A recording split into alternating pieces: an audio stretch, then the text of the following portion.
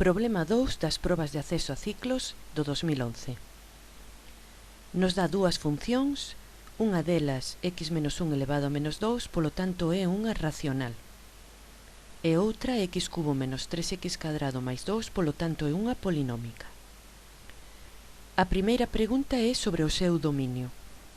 Lóxicamente facemos primeiro a máis sinxela, a polinómica sempre ten de dominio todos os números reais, porque nós sempre podemos facer estas operacións.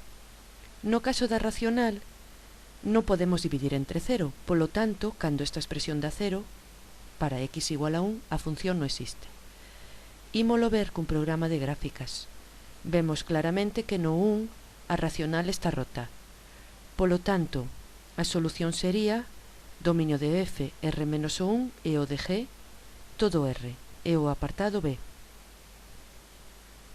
Facemos o seguinte problema. Estudiar a continuidade. O dominio e a continuidade nas funcións elementais coincide, polo tanto volvemos a responder o mesmo. É continua en r menos 1, a f e a g en toda a recta. O apartado c é o correcto. Imos mirar ao final se as nosas preguntas van ben. Estábamos na 6 e na 7, dixemos o b e o c, van ben.